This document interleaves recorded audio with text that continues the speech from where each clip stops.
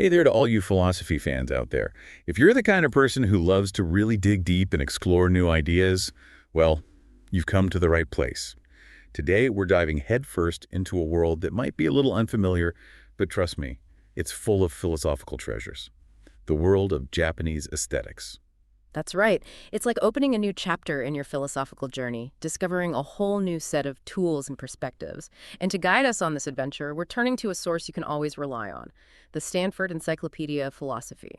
Their entry on Japanese aesthetics lays out a really fascinating history, reminding us that even though aesthetics as a formal discipline didn't really take root in Japan until the 19th century, there's a long and rich tradition of aesthetic ideas that goes way back. Exactly. So think of this as our mission to explore these key concepts, these different ways of thinking about beauty, art, and the very experience of being human. We'll be unpacking some really interesting terms: mono no aware, wabi-sabi, yugen, iki, and kirin, and I think you'll be surprised by how much they can enrich our understanding of what it means to experience and create beauty. We're hoping for some serious aha moments along the way. So, are you ready to dive in? Absolutely. Let's start with mono no aware, which is often translated as the pathos of things. Pathos. That sounds pretty heavy. It is, in a way, but it's not just about sadness. It's more about a deep sensitivity to the ephemeral nature of things. The aware that feeling, that poignant awareness arises from the mono, the things, precisely because they're impermanent. It's not just about mourning the fact that things pass away, but about appreciating the beauty of the present moment because it's fleeting. Okay, so it's not about clinging to permanence, but embracing the beauty of transience. Yeah. And this idea has been around for a while, right? The source mentions it popping up way back in the 8th century in the Meijishu, this collection of poetry. Yes, even natural sounds like bird singing could evoke this feeling. But mono no aware really found its fullest expression in the tale of Genji, written in the 11th century. It explores the emotional complexities of life and love in a way that's just saturated with this awareness of impermanence. And even earlier, the tale of the hike opens with these incredibly powerful lines about the sound of the Jianshuja bells and the image of Sula flowers fading away. The proud do not endure, they are like a dream on a spring night. The mighty fall at last, they are as dust before the wind. It sets the tone for the whole story, establishing impermanence as this fundamental truth.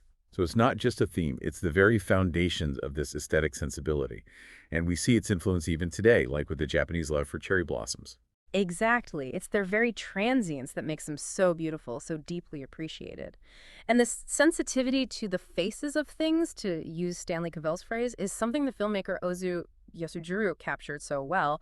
He uses everyday objects, a vase, some rocks in a garden, a mirror to evoke this sense of mono aware, this awareness of absence and the passage of time. It's so subtle, but so powerful. It's like a heightened awareness of the emotional weight of things, the sadness that our possessions might outlast us. The source even quotes Yoshida Kenko saying, "It is sad to think that a man's familiar possessions, indifferent to his death, should remain long after he is gone." There's a real poignancy to that. There really is. And Moturi Norinaga, a prominent literary scholar, argued that mono no aware is actually the central theme running through the tale of Genji. He emphasized the importance of feeling and empathy, the way the author, Murasaki Shikibu, allows the reader to experience this mono no aware alongside the characters. So we're already seeing how this concept can change our perspective on beauty, moving beyond just superficial attractiveness to something much deeper. Yeah. Okay, so from the poignant awareness of mono no aware, let's shift gears a bit and talk about wabi. I always associate wabi with simplicity, maybe a little bit of rustic charm. You're on the right track. Kenku, in his essays in Idleness, poses this interesting question. Are we to look at cherry blossoms only in full bloom, at the moon only when it is cloudless? It's like he's challenging us to reconsider what we find beautiful, suggesting that there's more to it than just peak perfection. Right, he goes on to say that there's something even more moving about longing for the moon when it's raining, or noticing branches about to blossom, or even the beauty of faded flowers. It's about finding beauty in the imperfections, the natural progression of things. Exactly. And this idea, which first appeared in poetry, really found a home in the art of tea and within Zen Buddhism. Sen no Riki, the famous tea master, talked about how in a small tea room, it's actually preferable for the utensils to be less than adequate. He even said that disliking a tea bowl because it's slightly damaged shows a lack of understanding. Wow, that goes against a lot of Western ideas about perfection. It's like the value shifts from flawlessness to a sense of history, maybe even the beauty of a repair. Precisely. Wabi doesn't diminish the skill of the artisan, but it recognizes that true beauty can go beyond technical perfection. It's about appreciating the marks of time, the natural processes that leave their imprint on things. So it's about embracing the inherent impermanence, even in crafted objects. It's about finding beauty in those imperfections, the wear and tear, the signs of age. But it's important to note that wabi isn't about being poor or living an ascetic life. It's about moderation, like the Namputroku mentions when talking about these simple meals served during tea gatherings. It's not about deprivation. It's about finding contentment and even beauty in simplicity. And the Zenchiroku, the Zen tea record, takes this even further, defining wabi as a state of mind where you don't even feel hardship or want, even when you're in difficult circumstances. It's about inner resilience, acceptance, not dwelling on what's missing. The tea ceremony itself, with its simple tea house and utensils, is a perfect example of this. It challenges the idea that beauty requires extravagance. And Tanazaki's In Praise of Shadows really explores this through the lens of Japanese architecture and aesthetics. His description of the tokonoma, the empty alcove in a tea house, is amazing. He talks about how the lack of direct light creates this world of soft shadows, evoking a sense of peace and quiet. He calls it the genius of our ancestors, subtracting light to create depth. It's fascinating how this idea of emptiness, which is so important in Buddhism, becomes a source of aesthetic richness. It's not about adding more decorations. It's about taking away, creating a play of light and shadow that's full of mystery and depth. In Ginkakuji, the Silver Pavilion in Kyoto really embodies this wabi aesthetic, especially when you compare it to the more flashy Golden Pavilion. It was supposed to be covered in silver, but it never was, and that makes it a perfect example of wabi. And then there's the moon viewing platform and the sea of silver sand, these abstract, dry landscapes designed for contemplation, using rocks and gravel.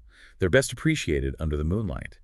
And they're all about finding beauty and simplicity in natural forms, even in their most abstract representations. It's a quiet beauty, a beauty that whispers rather than shouts.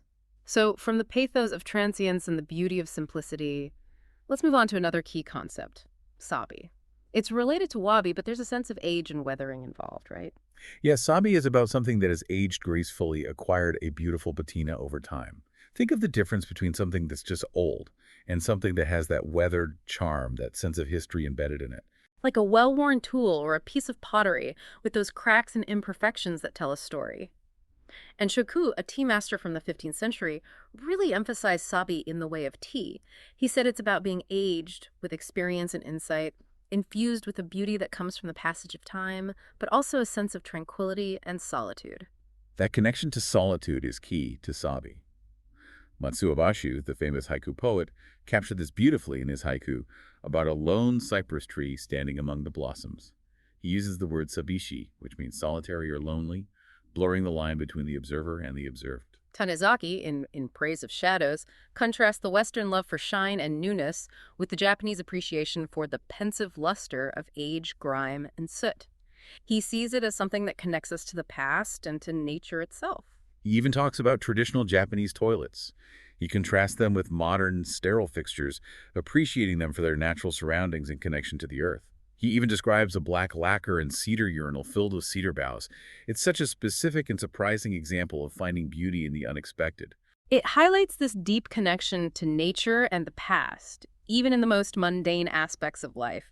And the contrast between the Silver Pavilion, which embodies sabi, and the Golden Pavilion, with its flashy gold leaf, really underscores the difference. There's even a story about how the Golden Pavilion burned down and had to be rebuilt, and people in Kyoto said it would take centuries for it to acquire sabi again. It shows that sabi isn't something you can fake. It has to develop naturally over time.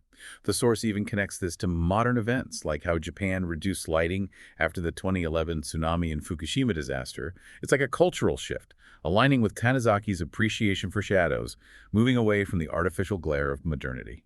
It suggests a deeper cultural resonance, finding comfort in a less visually saturated environment. Okay, now let's venture into even more mysterious territory with Yugen. The source calls it the most difficult to define of all the Japanese aesthetic ideas. Yeah, it's a tough one. It comes from Chinese texts and can mean dark or mysterious, but that doesn't really clear things up. It's a concept that resists easy definition, which might be part of its essence. Kamino Chomei, in his writings on poetry, uses some really evocative images to describe it, like an autumn evening under a pale, silent sky that makes you cry for no reason, or seeing autumn mountains through mist. You can't see them clearly, but you sense their depth, and your imagination fills in the gaps. It's not about literal darkness or a supernatural world. It's about a deep profundity within the world we already inhabit, something you experience through imagination and feeling rather than words. Illusion rather than explicitness. And Yugen played a big role in news drama, especially during the time of Xiami Motokyo, who considered grace, another translation of Yugen, to be the highest principle. He saw it in the refined culture and speech of the nobility, but also in music, dance, and performance. It was something very rare, achieved by the greatest actors after years of dedicated practice. And because it's so difficult to pin down, Zimi used imagery to convey it, like a swan holding a flower in its beak. It's beautiful, but it doesn't exactly give you a definition. No, it doesn't. And in Notes on the Nine Levels, he talks about the art of the flowering of peerless charm, which goes beyond words and conscious thought, like, in the dead of night, the sun shines brightly. It's this feeling that transcends our ability to grasp it intellectually. He calls it feeling that transcendence cognition. It's fascinating. It seems connected to the idea of kata, the intense discipline in Japanese performing arts, martial arts, even the tea ceremony and calligraphy. The idea is that you practice a form so rigorously that it becomes second nature, effortless, even supernatural. It's about moving beyond mere technique to a state of embodied understanding, where expression becomes spontaneous and hints at something deeper, something akin to Yugen. And the source delves into Yugen in landscape painting, focusing on Sesshu Toya and his splashed ink landscape. It points out that in Japan, landscape painting has a different status than in the West. The artist's physical performance is part of the work. So, appreciating Sesshu's painting isn't just about what you see on the paper, it's about understanding the movements that created it, movements rooted in Zen Buddhist practice. It's this intersection of aesthetics, philosophy, and religion that makes it so interesting. Sesshu was a major figure in establishing a unique Japanese artistic tradition during the Muromachi period, when Zen aesthetics were really taking hold. And his splashed ink landscape is considered a prime example of Yugen. It's not just about the painted elements, it's about the empty spaces, the dragon's veins, that contribute to its mysterious grace. The painting is intentionally incomplete, inviting the viewer to participate, to complete those empty spaces with their imagination. It's about suggestion rather than explicit representation, a trace of nature where forms seem to negate themselves. The source quotes Ghilardi saying, the viewer has to merge with the image, becoming part of nature that exists between the visible and the invisible. And Gillian talks about this idea of painting as if, this appearing, disappearing quality that's so central to Yugen. It's about capturing that fleeting quality through spontaneous gestures that are informed by Zen principles. Sesshu's artistic practice, his gaida, was deeply connected to his religious and philosophical beliefs, aiming for self-negation, a state of non-self that's central to Zen Buddhism. Nishida beautifully captures this when he says, Sesshu painted nature, or that nature painted itself through Sesshu. It's this spontaneous non-action, this effortless action in alignment with the natural flow, Wu in Taoism, that aligns with the Tao. And the splashed ink technique, Hatsuboku, embodies this perfectly. It looks reckless, but it's incredibly difficult to master. It's associated with Yugen and the literati artists who valued suggestion over detail, aiming to become one with nature. The great image has no form, as the Taoist saying goes. It's a beautiful example of how an artistic technique can express profound philosophical ideas, requiring not just skill, but a deep understanding of oneself and the natural world. So, from the mysterious depths of Yugen, let's move to something that feels a bit more down to earth, though still very much rooted in Japanese culture. Ikki. The source highlights Kuki Shuzu's The Structure of Ikki as a key work on this concept, which was central to Japanese aesthetic life for centuries, particularly in the urban pleasure quarters. Right, Ikki is a really tricky one to translate. It is. It doesn't have a direct equivalent in English or other European languages. Kuki mentions chic, coquette, and raffiné as having some overlap, but none of them quite capture the full meaning, which is deeply tied to its cultural context. His goal was to understand its living form. He breaks it down into three moments, right? Seductiveness, or coquetry bitai, brave composure, ikiji, which is often associated with the samurai's attitude toward death, bushido, and then resignation, akirame, which has this Buddhist idea of non-attachment. Exactly. And he ties the seductiveness back to Heidegger's concept of death as the ultimate possibility. It's about maintaining a sense of possibility, embracing impermanence. Grave composure adds another layer to that, and then resignation completes the triad. Together, they create a space for aesthetic play, a way of bracketing everyday concerns. So it's like a refined detachment, stylish way of navigating the impermanence of life and love. He also compares Iki to other aesthetic feelings, like the contrast between sweet and astringent, flashy and quiet. It helps to define its unique flavor within the broader spectrum of aesthetic experiences. And then he goes on to identify how Iki manifests in the world, both in nature and in human creations. Willow trees, the slow, steady rain, they have a natural Iki. In human appearance, it's about a subtle relaxation, a medium pitch voice, a particular tension and relaxation in the facial features, the way fabric drapes, how makeup is applied, even the way hair is styled to reveal the nape of the neck. It's all very specific. And in design, he talks about how parallel lines, especially vertical stripes, and certain muted colors like grays, browns, and blues can express Iki. Curved lines are generally out. Even architecture, like the small Zen tea house with its mix of wood and bamboo and the way it uses subdued lighting, embodies Iki. And he even connects it to music, drawing parallels between architecture as frozen music and music as flowing architecture in terms of their Iki qualities. It's a very thorough analysis, trying to pin down this elusive quality in all sorts of different aspects of Japanese culture. He even looks at European art and says that Baudelaire comes close, but that there are key differences. For example, Iki applies to both men and women, while dandyism is more male-centric. And Kuki was really engaged with European philosophy. He even tried to apply those methods to understanding this uniquely Japanese concept. But the source also mentions some controversy around him, accusations of ultranationalism. Yeah, Leslie Pincus has been a vocal critic, but others argue that Kuki was more interested in preserving Japanese traditions in the face of Westernization, and that his nationalism wasn't inherently connected to fascism. It's something to keep in mind when engaging with his work, but the source ultimately concludes that he made a significant contribution to understanding Japanese aesthetics while also touching on universal human experiences. And that brings us to our final concept, kir, which means cutting. This one seems quite different from the others. It is distinct, and the source emphasizes its significance as this idea of cut or cut continuity. It's a key concept in Rinzai Zen Buddhism, where Hakun talks about cutting off the root of life as essential for enlightenment. It's about this radical severing, a kind of death that allows for rebirth. And this cutting isn't just metaphorical, it's also literal in arts like Ikebana, Japanese flower arrangement. It's interesting that an art dedicated to making flowers live actually starts by cutting them. Yishitanen Keiji offers a really beautiful interpretation, suggesting that by cutting off the flower from its source of life, you allow its true nature to emerge, revealing its inherent transience. It's like freeing the flower from its assumed connection to the earth to highlight its fleeting beauty. And there's this idea of cut continuation in new drama. The actors have a stylized walk where the foot slides and then there's a sudden cut as the toes lower. It's been compared to the episodic nature of life, even to the pause between breaths in Zen meditation. It draws attention to those moments of transition, to the fact that life can be cut off at any moment. This concept of cutting appears in haiku poetry as well. The kirigi, the cut syllable, acts as a break, but also connects the images, like in Basha's famous haiku about the frog jumping into the pond. And then there's the Karisansui, the dry landscape garden, which exists precisely because it's cut off from the natural world.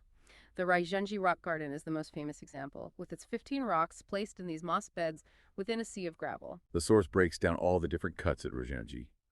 The wall that separates it from the outside but still allows a view, the angled roof that visually cuts off the wall, the contrast between the movement outside and the stillness within, the border of pebbles, the way the rocks are separated by gravel. It's paradoxical, all these cuts, yet they seem to intensify the invisible connections between the elements, embodying the Buddhist concept of enji, dependent co-arising. And the garden itself embodies impermanence. The dried-up moss and the seemingly unchanging rocks are all subject to change, just on different timescales. It's a profound meditation on impermanence and interconnectedness, expressed through this idea of strategic cutting. And the source points out how it appears in Ozu's film Late Spring. The way he cuts between shots of the rock garden and the characters seems to reflect this aesthetic principle. He even draws a parallel between the stillness of the fathers and the rocks as they discuss the impermanence of family life. And the opening sequence of Ozu's Tokyo Story is considered a great example of Kiritsuzuki, where seemingly unrelated shots are connected through these subtle visual or oral elements, creating a sense of continuity within the cuts. So we've really gone deep into some fascinating territory today, exploring Mono no Ware, Wabi, Sabi, Yugen, Iki, and Kir. And throughout our exploration, some common threads have emerged.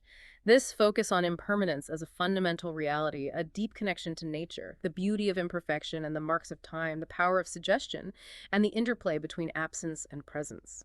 So, to all you philosophy enthusiasts out there, here's something to consider. How do these Japanese aesthetic principles, which differ in some ways from Western ideas, challenge or expand your understanding of beauty, art, and our relationship with the world? We encourage you to keep exploring these concepts and the thinkers who have shaped them. It's a rich and rewarding philosophical landscape that's waiting to be discovered.